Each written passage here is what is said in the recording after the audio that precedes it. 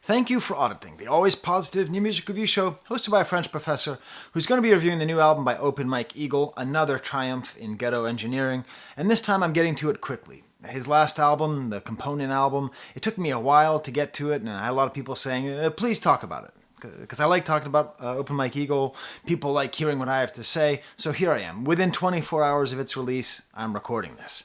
So, the first exposure I had to him was his album, his sort of divorce masterpiece, where I explained that as a guy who's gone through a divorce, at around the age he was when he went through his, it is a perfect divorce album on par with Warren Zevon. That's sort of like the best things you can listen to while going through a divorce. And then the last album, the one that took me so long to review, seemed to me to be largely about sort of the status of an artist. What does it mean to be an artist in the 21st century? What does it mean to be the kind of artist that he is? And what is this album? What is another Triumph of Ghetto Engineering? One of my favorite rap quotes of all time is Chance the Rapper from Ultralight Beam. I'm just having fun with it. This just feels like this is a dude having fun. It's a joyful album. And, I'm as somebody who really probably, if I had to look at the history of rap music and what has brought me the most joy in all of rap music, I would love to be so hardcore that I told you it's Makami, or I'd tell you that it's, EPMD. No, it's Biz. Biz Markie. There's no way to get around it. No rap artist, producer, performer has had more of an effect on me and how I understand rap music than Biz Markie. So any rap album that feels fun, that is funny, that has humor, that has depth, I am immediately a fan of. And this is just that kind of album. It's just fun. I mean, the album cover is a little too gross for me. I don't like long fingernails. I used to look at the Guinness Book of World Records, and whenever I get to that page, I'd skip really quickly. It just kind of grosses me out. But what makes Open Mike Eagle so fun? I mean, just lots of silly, cool, smart similes. I mean, don't forget that intelligence and humor are very connected, right? So if someone isn't funny, they're probably not smart. And if someone is very funny, they're probably very smart. And that really comes through in his similes, in his sort of general approach, in his attitude. His voice does a lot of work for him. He's not like trying to be like bars and internal rhymes and multisyllabic who's he what's it's. But what he really does is he sets a whole mood, a whole position, a whole kind of like chilled out, but not the sort of like super druggy chilled out. He's not trying to be like, I can't function, man. Listen to me rap, which is fun. There's a lot of good rappers who are like that, but that's not really my thing. It's funny because you can listen to this entire album, and what you sort of get from it is this is somebody who likes to rap and likes to think and likes to talk, but there isn't like one thing that's happening here. It's more that he's sort of showcasing his abilities, showcasing the abilities of his friends and collaborators, and that's what allows it to be this way. He's not my favorite rapper out there, but he's probably the one who I would most enjoy kind of talking to and hanging out with in person. You know what I mean? like you just sort of get that feeling, and that's sort of, and who knows if it's true? Maybe he's a jerk face. Maybe I'm a jerk face. You don't know that either. I mean, I don't think I'm a jerk face. But, you don't know if I'm a jerk face. I don't know if he is, but that's the feeling that I get. And probably a lot of it is because I also understand that he's sort of an actor and a comedian. The show that he hosted, The New Negroes, was a very interesting show, very interesting concept.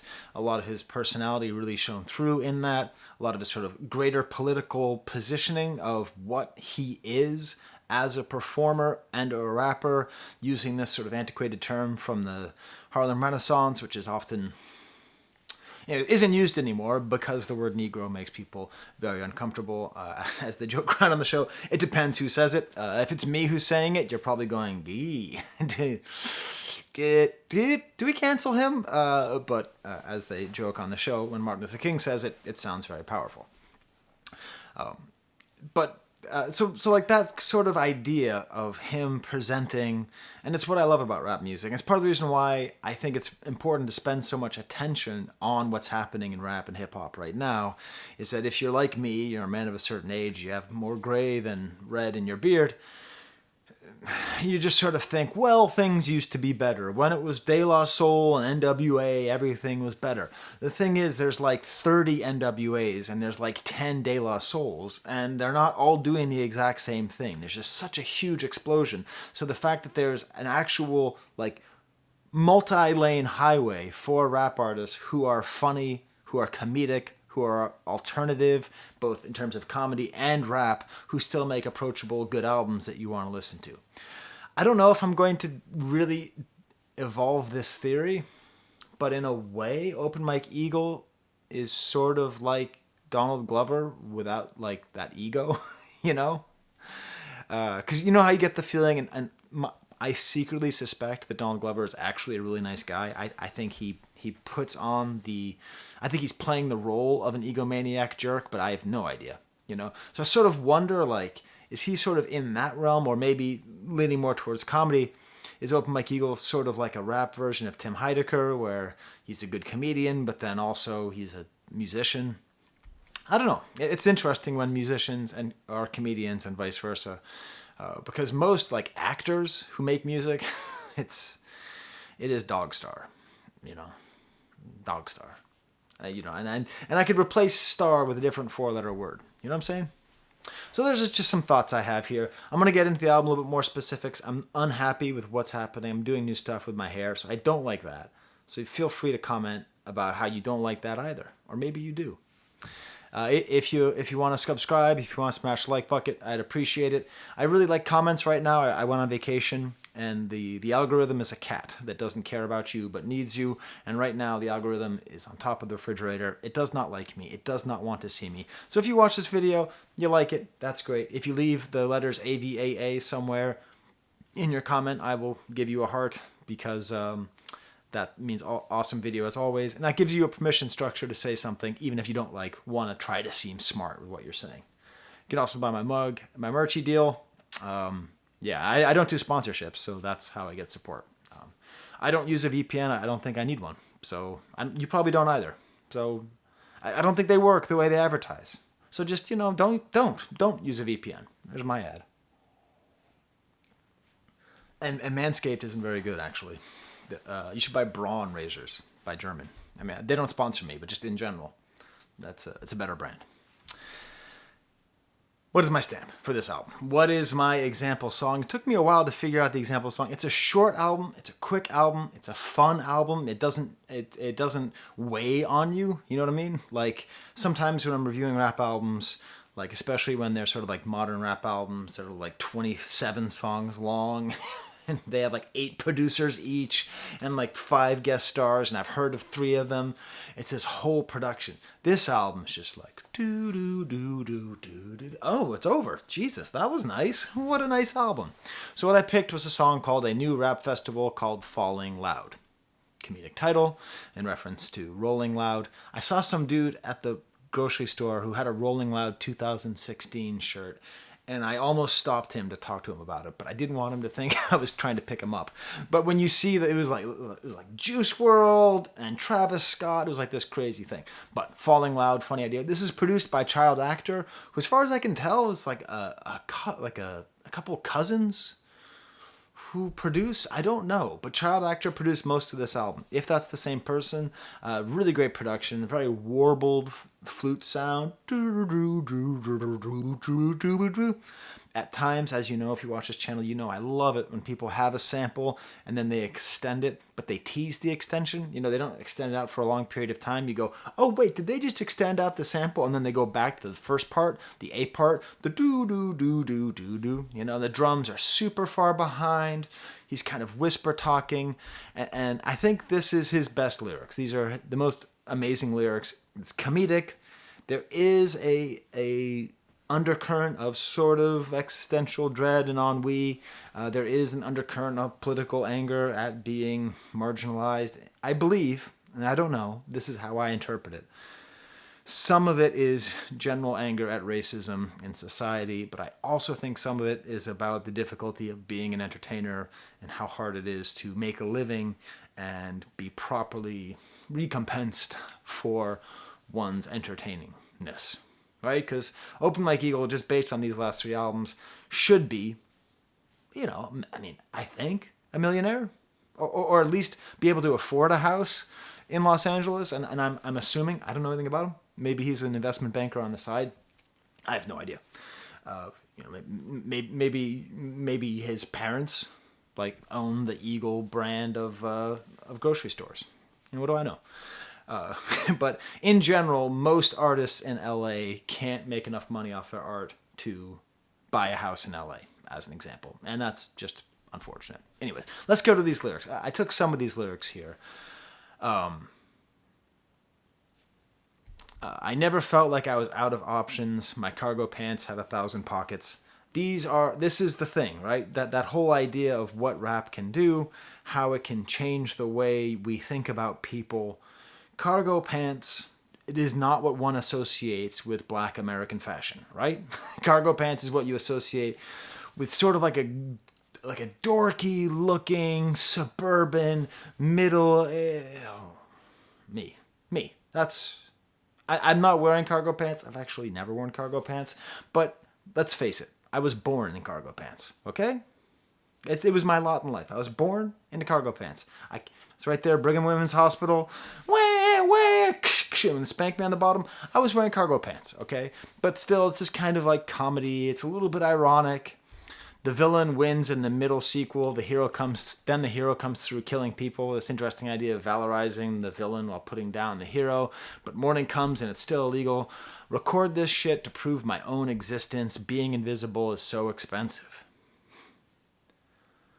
So this is what I'm talking about. This is that complexity. Because obviously, if you think about Richard Wright's masterwork about racism in America, the invisible man, the feeling of invisibility that often marginalized people feel, and that could be that, but then also it's this need to just general human existence, not just a racialized existence, but an actual general human existence that you record it to prove your own existence. And by the way, I do this channel to prove my existence. That's why I do it. I mean, I'm happy for the likes and the subscriptions and all that, and all that. But really, I do it because I have all this ambition and nothing else worked.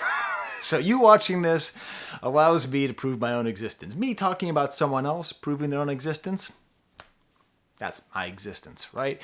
Being invisible is so expensive. I heard it's free shit in the bonus missions. I heard you get a bunch of Patagonia. I had a crush on Lady Apollonia. It's Michael Eagle versus Macedonia. I'm half dead with 12 packs of Doja. I think he says I see human genius in the crevice. And I don't know. I think he's a student of comedy. I think. As far as I can tell, he's a student of comedy.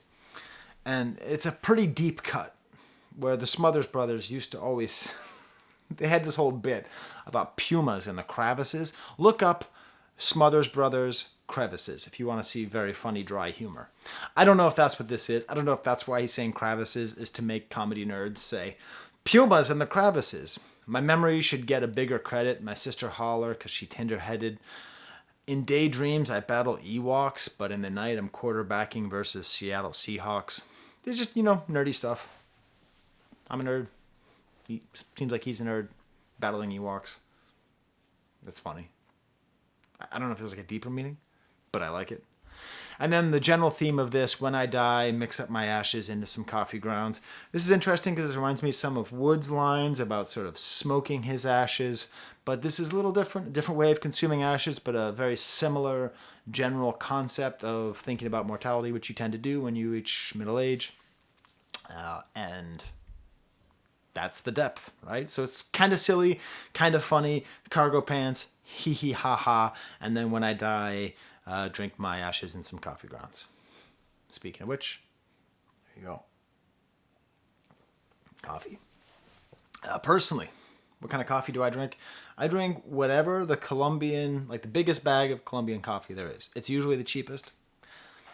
Central American coffee, that's where coffee comes from. So you don't need to get expensive, fancy coffee. Anyways. Going to go through the rest of the album a little bit quicker here. First track is I Bled on Stage at First Ave. This is pronounced by the artist that only I call Quel Chris, because his name seems French to me. I guess it's Quelly Chris. I don't know. Great producer, great rapper. Sorry, Toby's jumping up on the couch. I have to help him out there. Underwater kind of drum beat, almost vapor wavy. This great soaring guitar behind. All these fun similes. I crushed a lot like a pun song. And this whole line. It's all day on a Sunday, the wrong way on a runway, off base in a fun way. We turned a sofa into a blockade, wrong way for the feng shui. It seems like he's actually talking about his apartment and turning the sofa into a blockade. And like sometimes when you set up a couch in a bad way, if you take this example, there's Toby. He just got there on the couch. We have this sort of whole thing so that you can easily walk through. But if you have the couch a little bit wrong, because this is a super long couch, it messes up the whole feng shui, the whole flow. Next track is called BET's Rap City. There's a whole undercurrent to this album where it's just the joy of rap music, the joy of old rap music, the joy of new rap music. It's got this cool sample, these weird voices, these kids singing, "All of the people." Young Z comes on and rhymes, R.I.P. Eazy-E, Open Mic, Eric Sermon. I'm Young PMD, so that's kind of fun, EPMD putting together, and just this fun verse that opens up talking about rap and then makes you think about the show, BET Rap City. But then Young Z is a little bit off thematically. So this might be like my favorite feature, but it doesn't match the rest of the album because it's like, I stuffed the eagle in your fucking niece's teeth. Bricks we leave people 6 feet beneath. It's like, all right, dude, this is an Open Mic Eagle album. Like, we're watching The Wire. We're not participating in what they're doing in The Wire, This is not a criminal zone here. There's no desert eagles in anyone's teeth. But that's fine. I mean, his voice is great, and his rhymes are great. What am I trying to do? Put this album in a box. Is that what I'm trying to do? Well, who made me the expert? Nobody. Toby made me the expert. And then just the charisma and chill of Open Mic Eagle. Again, I just want to really emphasize this. Most rappers who are chill sound like stoners, which is okay. But I'm a very keen ear for the stoner calm.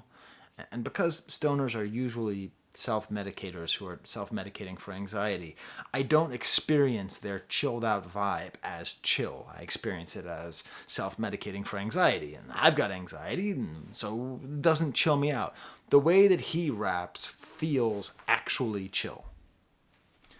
I made the count like this many. I'm in a fountain trying to pitch a penny. I just like the way he says that because you imagine like a little kid saying this many. Then we have the stamp, which I already discussed. Then a great prize game on the Bozo Show. This might... I don't know. Is the fact that he's mentioning Bozo supposed to make you think Bozo did the dub on I Think You Should Leave? Are we supposed to imagine an Open Mic Eagle that there's a Venn diagram of people who like I Think You Should Leave and who like Open Mic Eagle, and that there's a lot of overlap there because I see the word Bozo and I think about him doing the dub. I think about the clown pewter not having any games. You know what I mean? Like that's what I think about? I don't know. Starts off with Video Dave, very emphatic and cool. There is a real group vibe on here. Like I almost think this album could be just sort of like a group album as opposed to just an Open Mic Eagle album. But I just really like the bass and this droney sounds. And probably my favorite lyric on the album is here. But back before I started hooping and before making the music, I was young. I wasn't dumb, but I was really fucking stupid. I just like that line. It doesn't fully make sense, but I really like it. Great back and forth between them. Then Still Rift comes on, another person who's in this Open Mic Eagle atmosphere. More than any other rapper, he sounds to me like he is in De La Soul. I'm not going to say that he sounds like he is one of the guys from De La Soul. Partly because even though I've seen De La Soul in concert 2 times, the full band, even though I listened to their first 5 albums, like especially Balloon Mind State. Everyone craps on Balloon Mind State, but I think I'll take that over their first album any day. Anyways, point is, I'm a big De La Soul fan. I don't know the difference between, I don't know which one's which. So, it happens. I can't tell them apart. I can't tell the Beastie Boys apart either, So, that's an indictment. That's not even an indictment. That just means I listened to that in high school and I wasn't paying attention. I wasn't trying to be a music nerd. But still, I think if you put Still Rift into De La Soul, as the 4th member, his voice goes, and his approach and his rhyme and his general sound goes really well. The hard-headed knuckles hand sandwich made the manwich a meal. Something about that, the way he delivers it, and that's a very high compliment. Mike says, fighting like Vega, I'm a psych major. Yeah, I think that's a reference to Street Fighter 2. We'll get more into video games in a second. We should have made Other Ground a thing. Another track produced by child actor. Another super warbled beat, very low drums, extends out with this little high bit at times. And this is cool because this is a thing that I enjoy. I enjoy when rappers self-mythologize once. Quote, was that Johnny Dangerously? Once. You know? I don't like it when, and I talk about this a lot, I love Biz Markie, but his final album was all self-mythologizing, except for the song about Chinese food, which is problematic, but makes you hungry. You know, like, he would just do a lot of, like, I'm the one who said 1-2, and I'm the one who gave you the vapors, you know, and this isn't quite like that. This is just sort of, and Nas, I think, is a good example of an artist who really knows how to self-mythologize without it being too much. He goes right to the line. But this is just talking about all of these rappers in his orbit, most of whom I have reviewed. Did I say whom properly? I did. Most of who I have reviewed on this channel, and it's great to see this sort of network. And he talks about how he became friends with one of them while bonding over MF Doom, and another one he met at this festival. And you really get this sense of this whole network of people who work together to make this art. And he talks about Other Ground. I'm not an expert on Open Mike Eagle or Lucid or any of the stuff I talk about, right?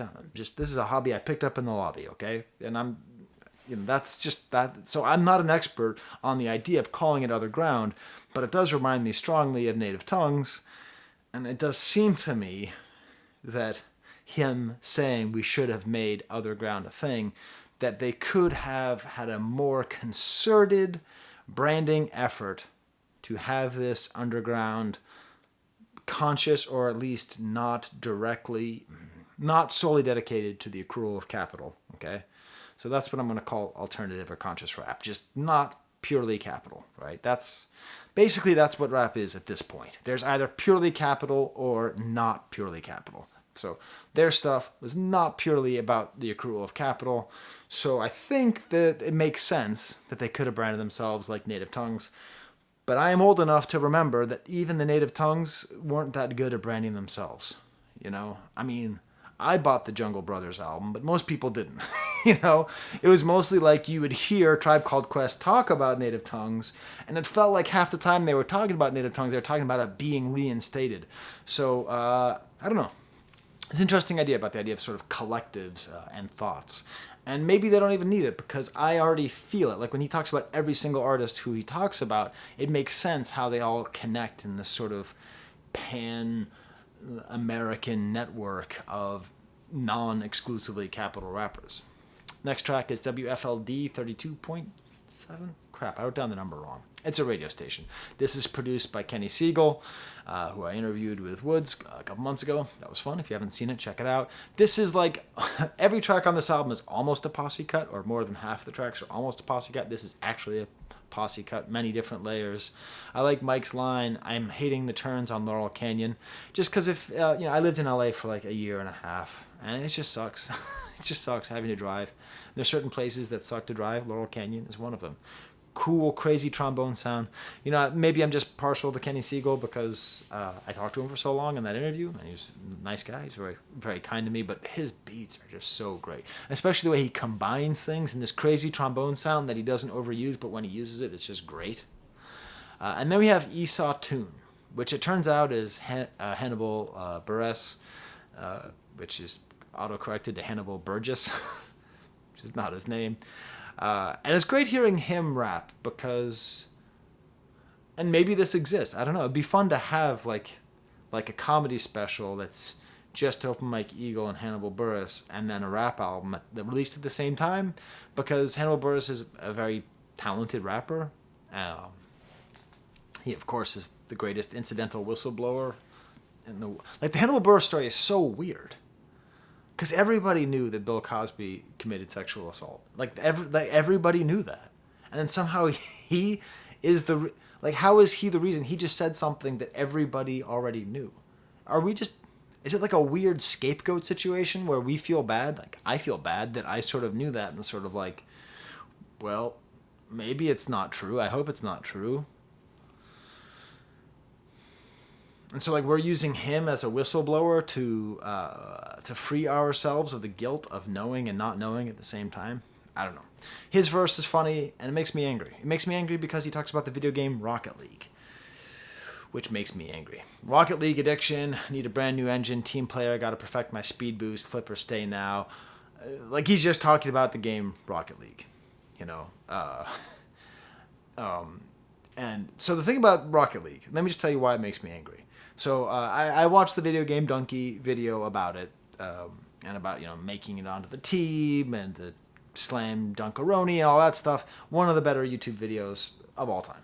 Just, if you've never seen, just type in Dunkey, D-U-N-K-E-Y, Rocket League, watch that video. It's amazing. And the game looked fun, so I bought the game, okay? I paid money and I bought the game, okay? Are you following me? So I did a thing where I exchanged money for a video game. And then 3 months later, I went to go play the video game, and they said, you can't play the video game unless you buy the pass or the online what? I couldn't play against the computer. I couldn't play with my kids.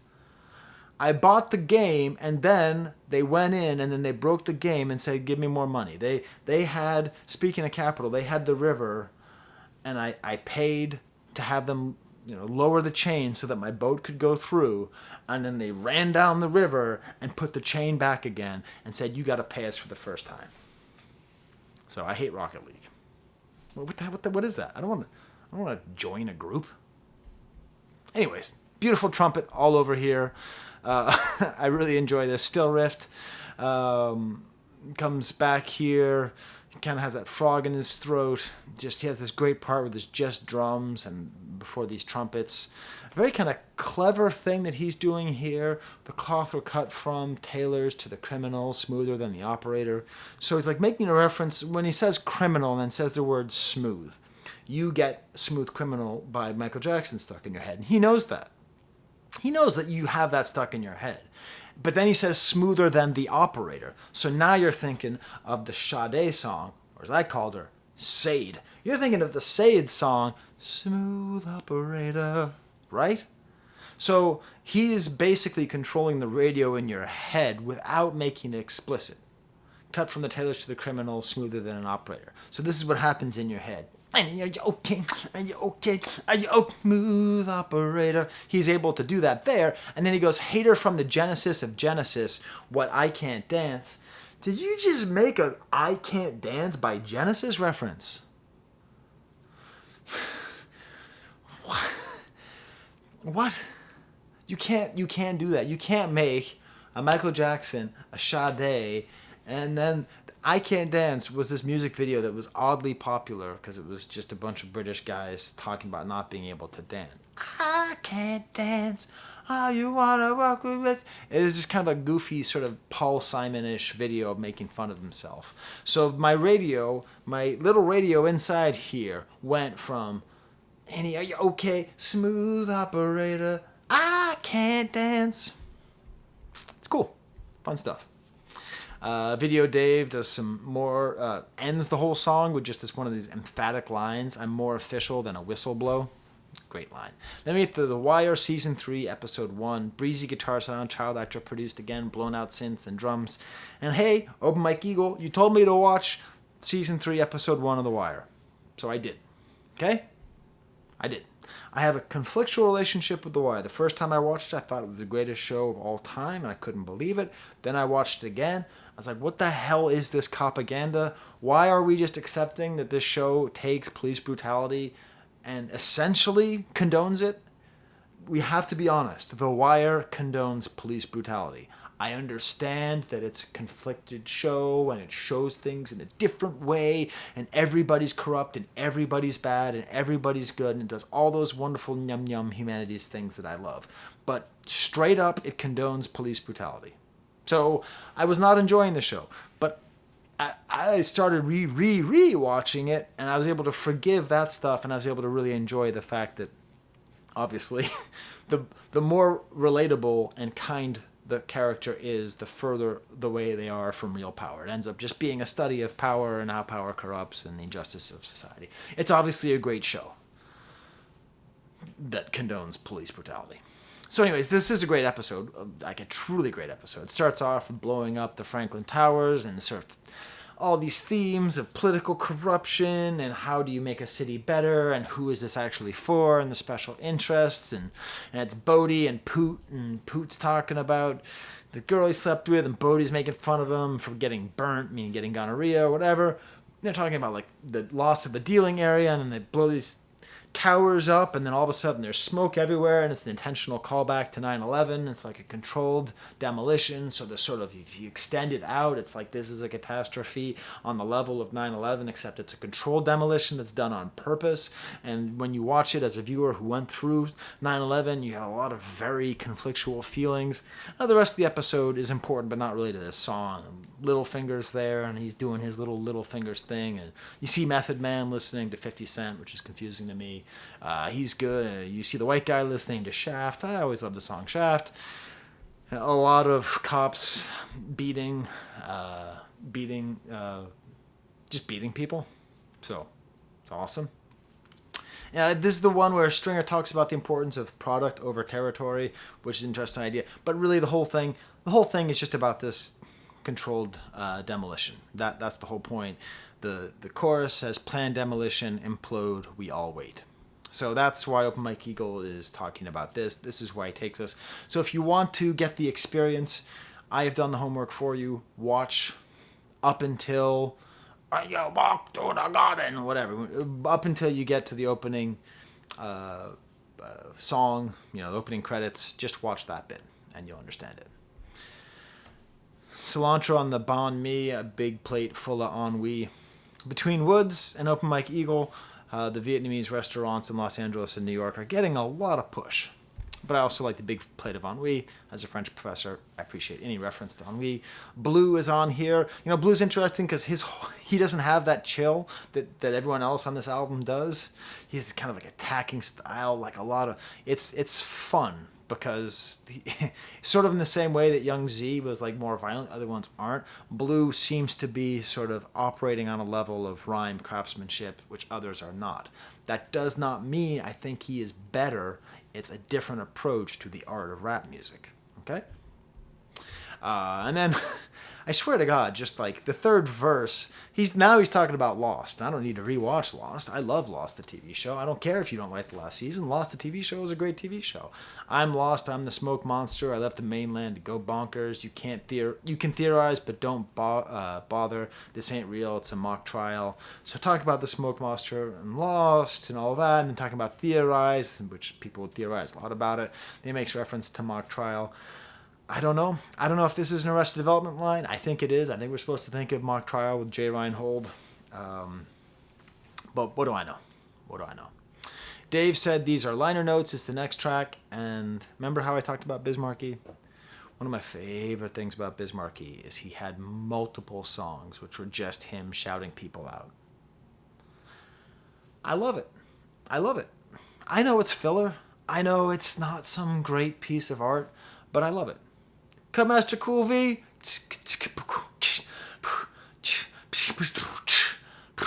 Shantae. Marley Marl. Just let it go, It's great. So that's essentially what this is. This ties together well with that other song about the other grounds because it's this whole world that he's talking about. True story, my first album that I self-released and never released to anybody, right? I just made like 10 copies and gave it to my friends. I have an entire song that's just an entire shout-out song. I'm trying to be like Bismarcky. And if you don't remember, I thanked one person in my high school yearbook. I thanked Cutmaster Cool V. So. Mad Enough to Aim a Pyramid at You, produced by Awkward. Very, very interesting left turn. This is not like the rest of the album. This is maybe the best track on the album, but this feels like this is a more ambitious track. Like 80 synthesizers, almost Clockwork Orange, almost like a soft LL Cool J vibe. This has like a level of production and sheen and polish to it that makes me hope that that's the next Open Mike Eagle. Little punch out, Mac starts twinkling. making reference to Mike Tyson's Punch-Out, literally the game that got me into Nintendo. Very exciting reference there. On Genius, they don't even know what this is, so there you go. But then it gets this very personal. So he's doing this kind of like funny video game, nerdy stuff, and then it's getting dark too soon. I'm fucking sick of it, but I'm in a fucked up mood. I don't know what to blame, but I do know who. You know, just this level of like introspection and thought. It's just great. It's a great song. These drums fall apart and they come back. And the whole song is great, and the whole project is great, and there you go. I've talked about it for longer than the entire thing lasts. These are my Patreons. I got to start buying some Open Mike Eagle projects because I don't own any on vinyl. I would like to. I don't know which one I'm going to get because I like all three that I've reviewed. Well, what's your opinion? What do you think is the best one there? Also, you know, I'm recording this. It's you know, I have to catch some Carbanks. I have to catch some Pokemon. The Brighton game is on. The Marseille game is on soon. So I'm doing stuff, even though I have other stuff to do. I'm making this video because I'm super excited and I love Mike Eagle. Let's just give one more shout out to Bo. Hey, Bo. How are you, Bo? Are you a good boy? And to Toby. Hey, Toby. Hi, Toby. All right. There's the camera.